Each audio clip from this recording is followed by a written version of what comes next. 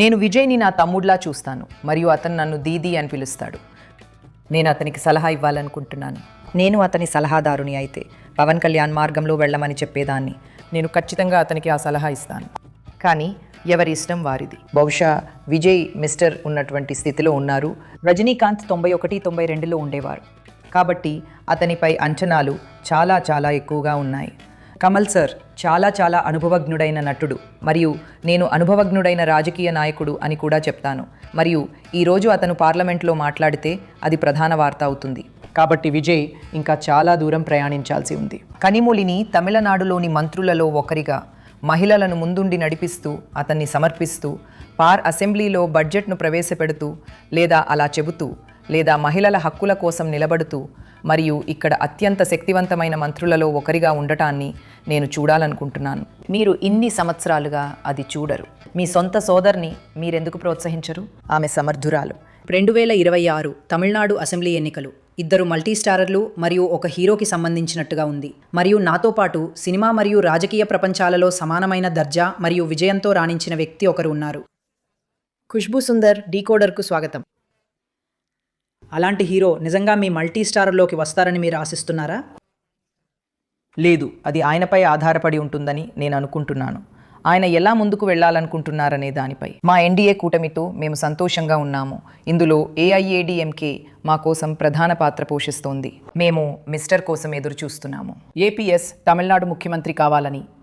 చూడండి, తమిళనాడులో మొత్తం వాతావరణం ఏంటంటే ప్రతి ఒక్కరూ డిఎంకేను బయటకు పంపాలని కోరుకుంటున్నారు. వాళ్ళు అంటున్నారు, ఈ అవినీతి చాలు, గత 5 ఏళ్లలో ఏ పని జరగలేదు, కాబట్టి మేము ఆశిస్తున్నాము మరియు మేము కష్టపడి పనిచేస్తున్నాము మరియు ఇది డిఎంకేకి అంతం, అవినీతికి అంతం, వంశపారంపర్య రాజకీయాలకు అంతం కాబోతోందని మేము చాలా నిశ్చయంగా ఉన్నాము.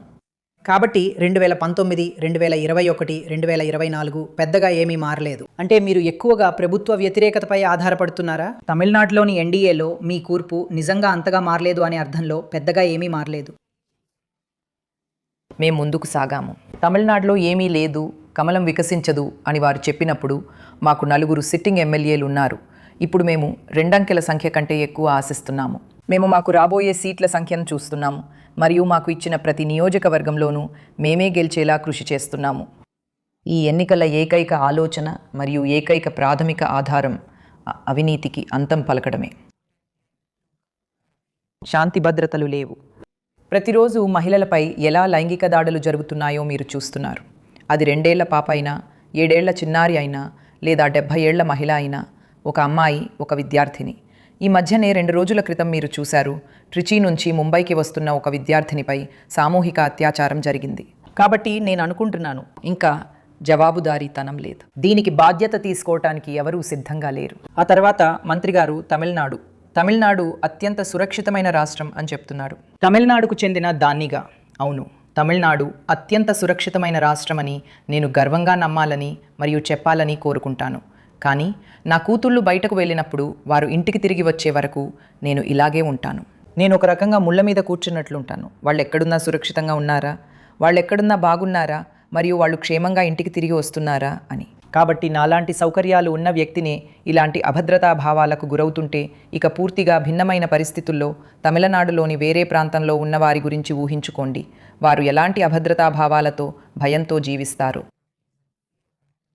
కాబట్టి మీరు మహిళల భద్రత, ఆడపిల్లల భద్రత, శాంతి భద్రతల గురించి మాట్లాడుతుంటే వాళ్ళ ఎదురుదాడి వాదన ఏంటంటే మీరు సృష్టించిన ఎల్పీజీ కొరతను చూడండి అని. ప్రపంచం ఎలా పనిచేస్తుందో వారికి అర్థం కాకపోతే, జరుగుతున్న యుద్ధ పరిస్థితులను వారు అర్థం చేసుకోకపోతే, అయినా కూడా బీజేపీ వల్లే ఎల్పీజీల కొరత ఉందని వాళ్ళు ఇప్పటికీ చెప్తే, ప్రపంచ రాజకీయాలు మరియు విధానాలు వారికి అర్థం కానంతగా వారు ఎంత సంకుచిత మనస్తత్వం కలవారో, ఎంత చదువులేనివారో అది స్పష్టంగా చూపిస్తుంది.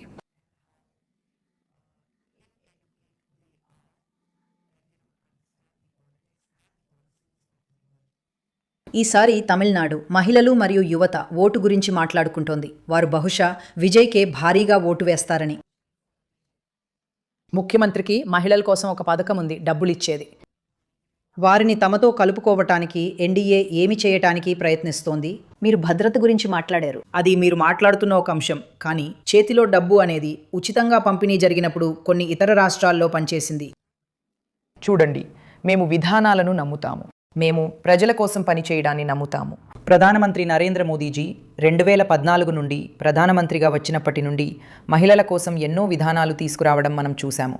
ప్రతిపక్షాలు ఇది ఒక నిర్దిష్ట మతానికి చెందినదని చెప్పడానికి ఎప్పుడూ ప్రయత్నించినా ఈ విధానాలు అన్ని మతాలకు అతీతమైనవి.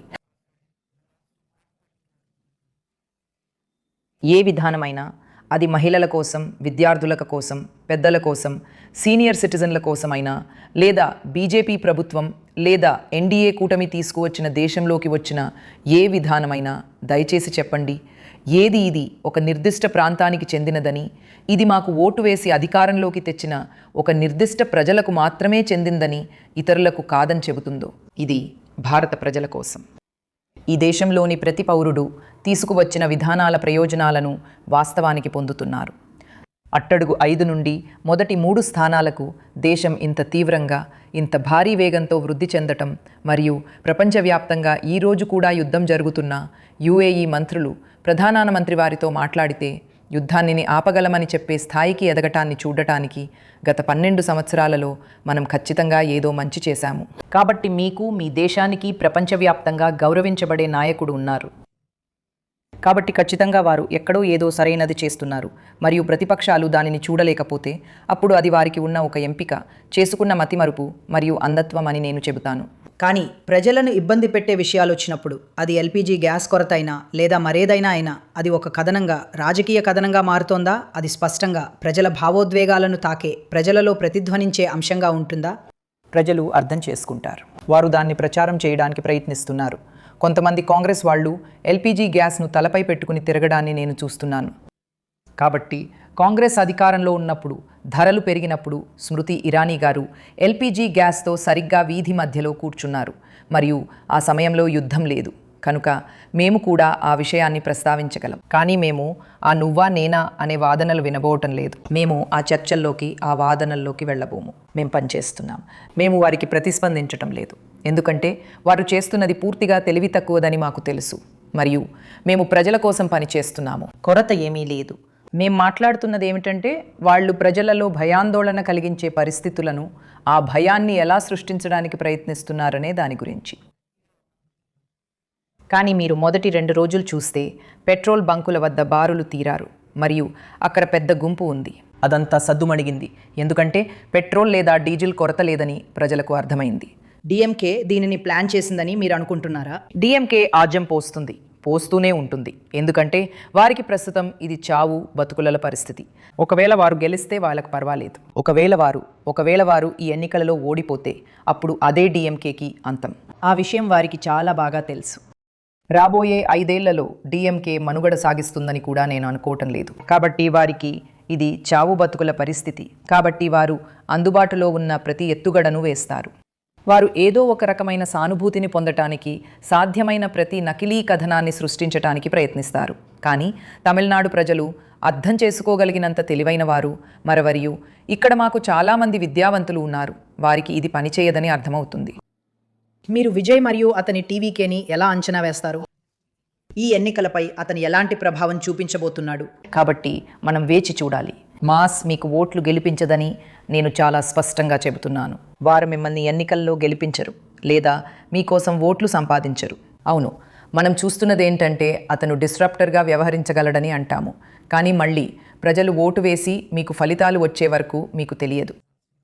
తెలుగులోని ప్రముఖ అగ్రనటులలో ఒకరు మీకు తెలుసు. తన పార్టీని ప్రారంభించినప్పుడు ఇదే జరిగింది మరియు మేము భారీ జనాన్ని చూశాము మరియు వారు ఇక అంతే, ఇది కాంగ్రెస్ ముగింపు. కానీ అప్పుడు దురదృష్టవశాత్తు అతను ఎన్నికలలో రాణించలేకపోయాడు.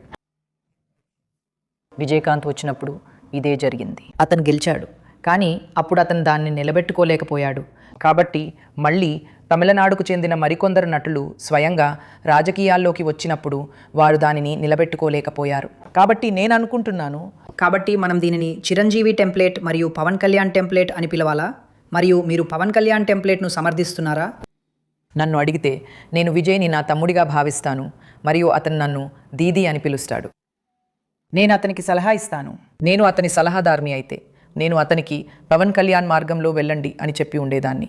నేను అతనికి ఖచ్చితంగా ఆ సలహా ఇస్తాను. కానీ ఎవరి ఇష్టం వారిది. అతనికి స్వంతంగా ఆలోచించే మనసు ఉంది. అతనికి సలహాదారులుగా ఉండే సొంత బృందం ఉంది. కాబట్టి తన గురించి తాను నిర్ణయించుకోవటానికి అతనే సరైన వ్యక్తి. కాబట్టి అతన్ని నిర్ణయించుకోనివ్వండి. చూద్దాం. మేము ఎన్నికలను ప్రకటించే వరకు ఇంకా 1 వారం సమయం ఉంది. కాబట్టి ఈ 1 వారంలో ఏదైనా జరగవచ్చు. కాబట్టి అంతా మంచే జరగాలని ఆశిద్దాం. అయితే మీకు తెలుసు కదా, మీరు చెప్పినట్లుగా ఎన్డీఏ ముఖ్యమంత్రి అభ్యర్థి ఈపీఎస్. అది చాలా క్లిష్టంగా మారుతుంది కాదా?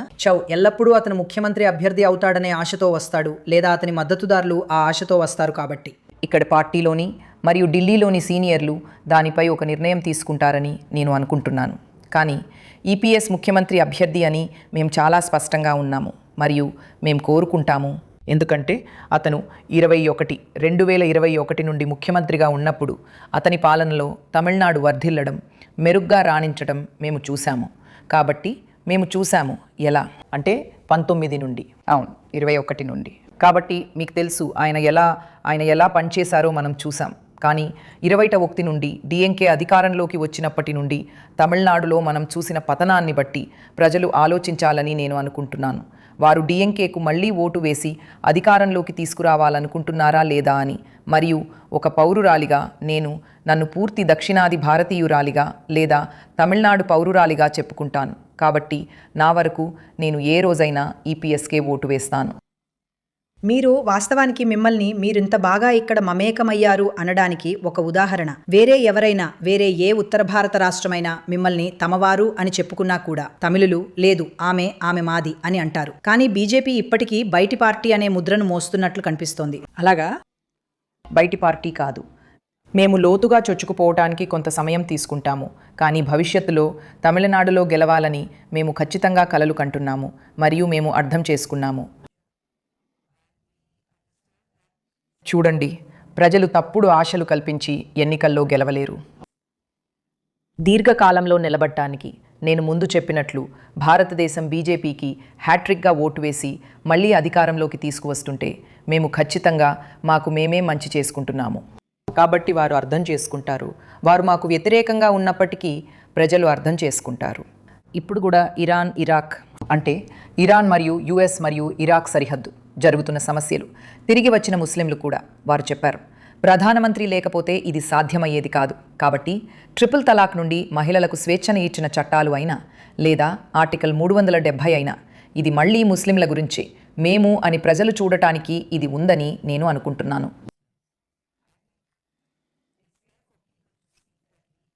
అందరినీ సమానంగా చూస్తూ పనిచేసే ఒక పార్టీ ఉంది, ప్రతిపక్షం. ఎలాంటి నకిలీ కథనం లేదా తప్పుడు ప్రచారం చేస్తున్న ఒక పార్టీ ఉంది.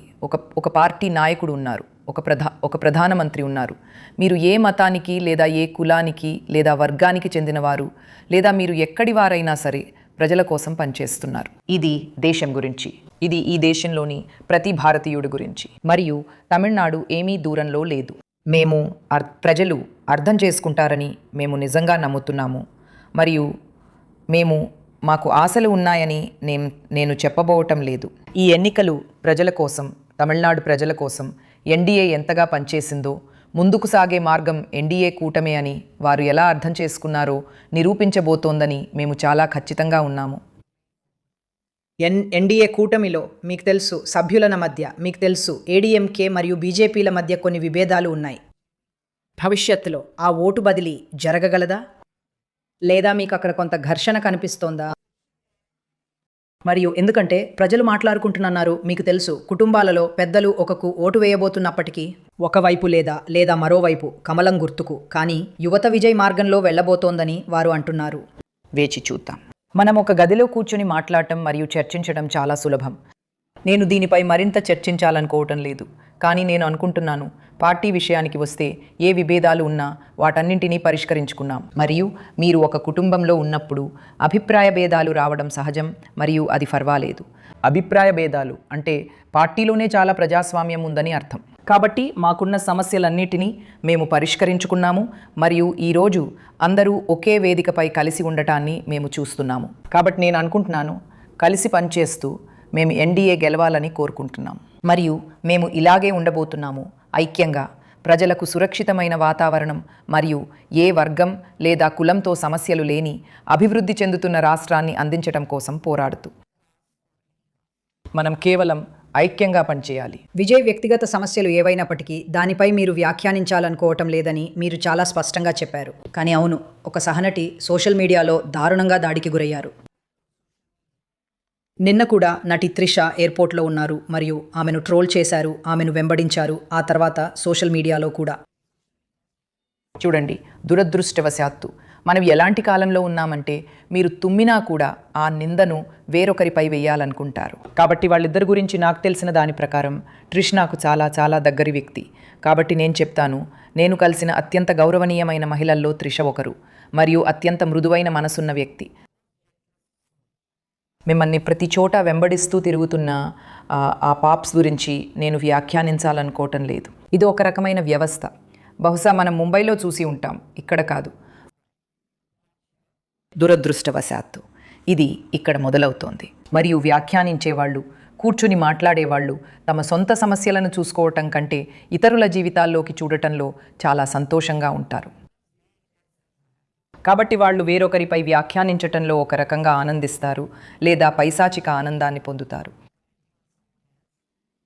మరియు వారిలో 99.9% మంది మనకు తెలియని వారే. కాబట్టి ఆ విషయంలో ఎవరైనా సరే ఇతరులు చేసే వ్యాఖ్యలకు వాళ్ళు బాధ్యులు కారు. మరియు వారికి సమాధానం ఇవ్వటంలో మన సమయాన్ని వృధా చేసుకోవాల్సిన అవసరం ఉందని నేను అనుకోను. మీరు గతంలో ఒక పార్టీని విడిచిపెట్టినప్పుడు వారికి తెలివైన మహిళలు వద్దని మీరు మాట్లాడారు లేదా చెప్పినట్లుగా ఉటంకించబడ్డారు. అవును. ఇప్పుడు మీకు ఆ అవకాశం కనిపిస్తోందా? అంటే ఇతర చోట్ల బీజేపీ చేస్తున్న దానికి భిన్నమైన పద్ధతి తమిళనాడుకు అవసరమా? గుర్తింపు రాజకీయాల నుండి దూరంగా జరిగి అభివృద్ధి రాజకీయాల వైపు వెళ్ళడం. మనకు అభివృద్ధి కావాలి.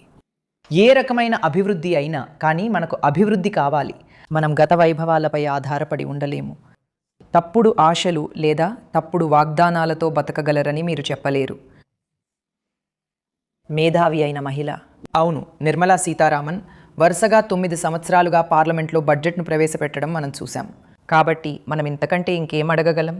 దేశంలోనే అత్యంత మేధావి అయిన మహిళగా అత్యున్నత స్థానంలో ఒక మహిళ. సుష్మా స్వరాజ్జీ రూపంలో మీకు అత్యంత గొప్ప నాయకులలో ఒకరుండేవారు. తమిళనాడుకు చెందిన తమిళిసై సౌందర్రాజన్ వంటి విద్యావంతురాలు మీకున్నారు. మళ్ళీ జాతీయ మహిళా మోర్చా అధ్యక్షురాలిగా వానతి శ్రీనివాసన్, స్మృతి ఇరానీ కూడా ఉండటం మనం చూసాం. మీరు కేవలం మీ పార్టీకి చెందిన మహిళలనే ప్రస్తావించారు. అవును, దయచేసి నాకు చెప్పండి, ఇటీవల అంటే నేను ఎప్పుడు చెప్తాను డిఎంకేలో కన్ని మురి రూపంలో అత్యంత మేధావులైన మహిళల్లో ఒకరున్నారని. కానీ కన్నికిగా ప్రమోషన్ ఇవ్వడం కూడా నేను చూడటం లేదు. రాష్ట్ర మంత్రులలో ఒకరిగా. మీరు వంశపారంపర్య రాజకీయాల గురించి మాట్లాడుతున్నారా? సరే, వంశపారంపర్య రాజకీయాలను వదిలేయండి. కనీసం మీ సొంత సోదరి ఇక్కడ మంత్రిగా ఉండి మహిళలకు ముందుండి నాయకత్వం వహించేలా చూసుకోండి. మీరు ఆమెను ఢిల్లీకి పంపి లేదు మాకు ఒక వారధి కావాలి అంటారు. దేనికి? నేను కన్నిమురి తమిళనాడు మంత్రుల్లో ఒకరిగా ఉండాలని, మహిళలకు ముందుండి నాయకత్వం వహించాలని, అసెంబ్లీలో బడ్జెట్ ప్రవేశపెట్టాలని లేదా మహిళల హక్కుల కోసం నిలబడాలని, ఇక్కడ అత్యంత శక్తివంతమైన మంత్రుల్లో ఒకరిగా ఉండాలని ఎంతగానో కోరుకుంటున్నాను. ఎన్నో సంవత్సరాలుగా మీరు దాన్ని చూడడం లేదు. మీరు మీ సొంత సోదరిని ఎందుకు ప్రమోట్ చేయరు? ఆమె సమర్థురాలు కాబట్టి ఆమె ఎన్నికలలో గెలుస్తుంది. ఆమె సమర్థురాలు, ఆమె తెలివైనది, ఆమె భాష మాట్లాడుతుంది. మరి ఆమెను ఎందుకు ప్రమోట్ చేయరు? కాబట్టి అంటే డిఎంకే యొక్క ప్రాథమిక పితృస్వామ్య మరియు అధికారక్రమ మనస్తత్వం కొనసాగుతోంది. మరియు కాంగ్రెస్కు కూడా ఇదే వర్తిస్తుంది. దయచేసి నాకు ఒక నాయకురాలి పేరు చెప్పండి. అప్పుడు మీకు షీలా దీక్షిత్ గారు లేదా అంబికా సోని గారు ఉండేవారు. దయచేసి ఇటీవల పార్లమెంట్లో కనీసం మాట్లాడగల ఎవరి పేరైనా చెప్పండి. మీరు ప్రియాంక గాంధీ తప్ప. మళ్ళీ ఇది వంశపారంపర్య రాజకీయాలు. మహిళా ఎంపీలలో ఎవరైనా పార్లమెంట్లో కనీసం మాట్లాడడం మీరు చూస్తున్నారా? లేదు, వారు మాట్లాడరు. ఎవరు మాట్లాడబోతున్నారు, ఎవరు కనిపిస్తారు, ఎవరు వినిపిస్తారు అనేది ఒక చాలా లిఖితపూర్వక నియమం. అన్నింటినీ నిర్ణయించేది ఒకే కుటుంబం. మిగతా ప్రతి ఒక్కరూ నిశ్శబ్దంగా ఉండాలి. శశి థరూర్ లాంటి వ్యక్తిని కూడా నిశ్శబ్దంగా ఉండమని చెప్పారు. 1000 లైట్స్ అది మీకేమి నేర్పింది? మరియు ఈ ఎన్నికలకు మీ ప్రణాళిక ఏమిటి? మీరు పోటీ చేయబోతున్నారా? నేను పోటీ చేస్తానని అనుకోవట్లేదు, కానీ నేను దాన్ని పార్టీకి వదిలేస్తాను. పోటీదారులు ఎవరనేది, ఏ నియోజకవర్గాలు మాకు దక్కబోతున్నాయో మరియు మాకు ఎన్ని సీట్లు రాబోతున్నాయో మేము ఇంకా నిర్ణయించుకోలేదు. మేమింకా చర్చల్లోనే ఉన్నాం. కాబట్టి అదంతా పార్టీపై ఆధారపడి ఉంటుంది. నేను చెప్పినట్లుగా ఇది ముఖాల గురించి కాదు. నేను పోటీ చేయాలనుకుంటున్నాను కాబట్టి నాకు ఒక పదవి ఇవ్వండి అని నేను చెప్పలేను. కాదు, నేను అనుకుంటున్నాను పార్టీ గెలవాలి, కూటమి గెలవాలి, కాబట్టి అక్కడ ఎవరున్నా ఓట్లు తీసుకురాగల ముఖాలు. నేను ఎప్పుడూ చెప్తూ ఉంటాను, ప్రజలు చేయలేరని. ప్రజలు మీకు ఓట్లు తీసుకురాగలిగితే నేను ఒక 1000 లైకులు గెలిచి ఉండేదాన్ని. ప్రజలు మీకు తెలుసుగా ఓట్లు తీసుకురాగలిగితే కమల్ హాసన్ గెలిచి ఉండాల్సింది. ప్రజలు ఓట్లు తీసుకురాగలిగితే విజయకాంత్ మళ్ళీ గెలిచి ఉండాల్సింది. ఆయన గెలవలేదు కాబట్టి దీనికి సమయం పడుతుంది. కాబట్టి ప్రజలు మీకు ఓట్లు తీసుకురాలేరు. ప్రజలారా, అభివృద్ధే మీకు ఓటు తెచ్చిపెడుతుంది. పార్టీ మీద ఉన్న నమ్మకం మీకు ఓట్లు ఇస్తుంది. కాబట్టి ఇప్పుడు 5 ఏళ్లలో పరిస్థితులు మారిపోయాయి. కాబట్టి నాకు నమ్మకం ఉంది, పార్టీ మీరు పోటీ చేయాలి అని చెప్తే నేను పోటీ చేస్తాను. కానీ నేను అలాంటివి కోరుకోవట్లేదు. నేను ఎప్పుడు లేదు లేదు లేదు నేను ఖచ్చితంగా పోటీ చేయాలి, కాబట్టి నేను ఒక నియోజకవర్గాన్ని గుర్తించాను, అక్కడ నుండి పనిచేస్తాను అని చెప్పలేదు. లేదు, నేను సైలెంట్గా ఉంటూ పార్టీ నన్ను ఎప్పుడు ఏ పని చేయమంటే అప్పుడు ఆ పని చేస్తూ ఉన్నాను. కాబట్టి తర్వాతి ఎన్నికలు ఇప్పుడు కాకపోతే బహుశా పార్లమెంట్ ఎన్నికలు. కాబట్టి నేను ఇప్పటి నుంచే పని మొదలు పెట్టాలి అని ఆలోచించే వ్యక్తిని నేను కాదు. నేను మొదలు పెడతాను బీజాలు నాటడం, మరియు నేను ఒక నియోజకవర్గంపై పనిచేయబోతున్నాను. లేదు, నేను పార్టీ కోసం పనిచేస్తాను, నా కోసం కాదు. నేను వ్యక్తిగత ఎదుగుదల కోసం చూడడం లేదు. పబ్లిసిటీ, హెడ్లైన్ వార్తలు, కవర్ పేజీ కథనాలు, ఇంటర్వ్యూలు, నేను అవన్నీ చూశాను రాజకీయాల్లోకి రాకముందే. కాబట్టి పార్టీ నిర్ణయం కోసం నేను వేచి చూడాలనుకుంటున్నాను, మరియు వారే సరైన వారని నేను అనుకుంటున్నాను. ఎవరు ఎక్కడి నుండి పోటీ చేయాలో నిర్ణయించడానికి సీనియర్ నాయకులే ఉత్తమమైన వారు. నేను ఇక్కడితో ముగించాలనుకున్నాను, కానీ మీరు కమల్ హాసన్ ప్రస్తావన తెచ్చారు కాబట్టి నేను మిమ్మల్ని ఇది అడగక తప్పదు. మీరు కమల్ హాసన్ మరియు విజయ్ ఇద్దరినీ చూశారు. వారు కూడా రాజకీయాల్లో చాలా కష్టపడ్డారు. నాయకులుగా ఇద్దరి మధ్య శైలిలో తేడాగా మీరు ఏమీ చూస్తారు? నటులుగా కాదు, నాయకులుగా. మీరు వారిని నటులుగా ఎలా చూస్తారో సరిగ్గా అలాగే. బహుశా విజయ్ గారు ఒక పొజిషన్లో ఉన్నారు, అదే మిస్టర్ రజనీకాంత్ 91-92 సంవత్సరాలలో ఉన్నారు. కాబట్టి ఆయనపై ఆశలు చాలా చాలా ఎక్కువగా ఉన్నాయి. కమల్ సార్ చాలా అనుభవజ్ఞులైన నటుడు, మరియు నేను చెబుతాను అనుభవజ్ఞులైన రాజకీయ నాయకుడు కూడా. కాబట్టి విజయ్ని కమల్ సార్తో పోల్చడం కూడా మనకు సరైనదని నేను అనుకోను. కమల్ సార్ చాలా సీనియర్, మరియు ఈరోజు ఆయన పార్లమెంట్లో మాట్లాడితే అది ప్రధాన వార్త అవుతుంది. కాబట్టి విజయ్ ఇంకా చాలా దూరం ప్రయాణించాల్సి ఉంది. మనం ఆ ఇద్దరిని పోల్చడం చాలా తప్పు అవుతుంది. నేను అనుకుంటున్నాను సీనియర్లు ఉన్నారు మరియు జూనియర్లు ఇంకా వారిని అందుకోవాల్సి ఉంది. కాబట్టి వారిని నేర్చుకోనివ్వండి. ఒప్పు మరియు తప్పు నేర్చుకోవాలి. మనమందరం తప్పులు చేస్తాము. కాబట్టి నేను అనుకుంటున్నాను కమల్ సార్ను లేదా ఏ సీనియర్ రాజకీయ నాయకుడినైనా చూసి ఏమీ చేయాలో ఏమీ చేయకూడదో నేర్చుకోవడానికి, లేదా మీరు నేర్చుకున్న దాన్ని మర్చిపోయి ఆపై కొత్తది నేర్చుకోవడానికి విజయ్కు ఇది సరైన సమయం. విజయం సాధించాలంటే మీరు ఏదైనా నేర్చుకునే ముందు నేర్చుకున్నది ఏదైనా మర్చిపోవాలని వారు ఎల్లప్పుడూ చెబుతారు. కాబట్టి తాను ఏదైనా తప్పు చేస్తున్నానని విజయ్ అనుకుంటే దయచేసి మీరు ఇప్పటికే నేర్చుకున్న దాన్ని మర్చిపోయి కొత్తగా ఏదైనా నేర్చుకోండి. కాబట్టి నేను కమల్ సార్ను మరియు విజయ్ను పోల్చను, మరియు ప్రతి ఒక్కరూ ప్రపంచానికి తెలుసు నేను కమల్ సార్ యొక్క అత్యంత వీరాభిమానులలో ఒకరిని. కాబట్టి నేను కమల్ సార్ను ఎవరితోనూ పోల్చాలనుకోవడం లేదు. అంటే నా హృదయం కమల్ సార్ కోసమే కొట్టుకుంటుంది, మరియు అది ఎల్లప్పుడూ అలాగే ఉంటుంది.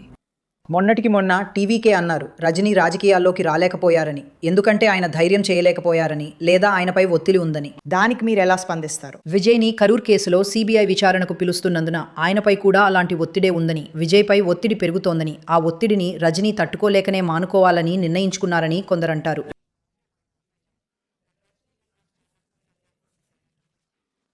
నేను అది పూర్తిగా తప్పు అని అనుకుంటున్నాను. ఇది మీరు మీ వాదనను సమర్థించుకోవాలనుకున్నప్పుడు మీరు ఇలాంటి కథనాలకు లొంగిపోతారు. రజనీ సార్ కేవలం ఆరోగ్యం బాగోలేకపోవటం వల్లే రాజకీయాల్లోకి రాలేకపోయారు, మరియు రాజకీయాల్లోకి రావటానికి ఎంత సమయం, శక్తి అవసరమో ఆయనకు తెలుసు. బహుశా అప్పుడు ఆయన శరీరం ఉన్న స్థితిలో ఆ ఒత్తిడిని తట్టుకోగలిగేది కాదు. కాబట్టి రజనీ సార్ తీసుకున్న నిర్ణయం మరియు అది ఒక ఒత్తిడి అని చెప్పటం. ఇప్పుడే కరూర్ సిబిఐ విషయానికి వివరణ కావాలని అడిగింది స్వయంగా విజయ్ కాదా? ఎందుకంటే రాష్ట్ర ప్రభుత్వం ఎస్ఐటి అని చెప్పింది. ఆ తర్వాత ఆయన సిబిఐ విచారణ జరగాలి అని అన్నారు. కాబట్టి సిబిఐ విచారణ జరుగుతోంది. కాబట్టి ఇప్పుడు మేమే సిబిఐ విచారణ పెట్టామని బీజేపీ ఎందుకు చెబుతోంది? కాదు, సిబిఐ ఒక స్వతంత్ర సంస్థ మరియు అది తన పని తాను చేసుకుపోతుంది. క్రైమ్ బ్యూరో ఆఫ్ ఇన్వెస్టిగేషన్ ఒక స్వతంత్ర సంస్థ కాబట్టి అది దానికదే పనిచేస్తుంది. సుప్రీంకోర్టు దానికదే పనిచేస్తుంది. అవన్నీ స్వతంత్రంగా ఉంటాయి. అవి బీజేపీపై ఆధారపడి ఉండవు. ఒకవేళ అదే నిజమైతే సుప్రీంకోర్టు మమ్మల్ని తీవ్రంగా విమర్శించిన సమయాల్లో మేము వారి నుండి విమర్శలు ఎదుర్కొనే వాళ్ళం కాదు. కాబట్టి దేశ చట్టాలు, దేశం యొక్క చట్టాలు ఒకేలా ఉంటాయని మేము అంగీకరిస్తాము. మీరు ఏ పార్టీకి చెందిన వారైనా, మీరు అత్యధిక పన్ను చెల్లించే పౌరుడైనా లేదా మీరు పూర్తిగా పన్ను చెల్లించని వారైనా నియమాలు ఒకటే. కాబట్టి బీజేపీ అధికారంలో ఉందని వారు తలొగ్గరు. బహుశా ఇలా మాట్లాడేవాళ్ళు మరియు ఇలాంటి వాదనతో ముందుకు వచ్చేవాళ్ళు కాంగ్రెస్ హయాంలో వారు ప్రతిదాన్ని తమ ఆధీనంలో ఉంచుకోవాలని అనుకున్నప్పుడు చూసి ఉంటారు. కాబట్టి చట్టాలు వారి ఆధీనంలో ఉండేవి. బహుశా ఆ పోలీస్ డిపార్ట్మెంట్ వారి కోసం పనిచేసింది. ప్రతిదీ నియమాలు, నేను చెప్పింది నువ్వు చెయ్యి అన్నట్లుగా ఉండేవి. కాంగ్రెస్ అధికారంలో ఉన్నప్పుడు అది ఒక తోలుబొమ్మలాటలా ఉండేది. కానీ ఇప్పుడు బీజేపీ విషయంలో అలా లేదు. మేము మీకు నిర్ణయించుకునే స్వేచ్ఛను ఇస్తాము. మేము తప్పు చేస్తే మేము తప్పు చేశామని మాకు చెప్పి మరియు మేము తప్పు చేస్తున్నప్పుడు దాన్ని సరిదిద్దుకోవాలనుకుంటాము. మరియు సుప్రీంకోర్టు కొన్ని విధానాలతో వారు మమ్మల్ని మార్పులు తీసుకురమ్మని అడిగినప్పుడు, మనం తప్పు చేస్తున్నామని వారు మాకు చెప్పినప్పుడు బీజేపీ కూడా ఇలాగే పనిచేయటాన్ని మేము చూసాము. మేము దానిని పరిశీలిస్తాము మరియు మేము దాన్ని పరిష్కరిస్తాము అని చెప్తాము. మేము నేర్చుకోవడానికి సిద్ధంగా ఉన్నాము.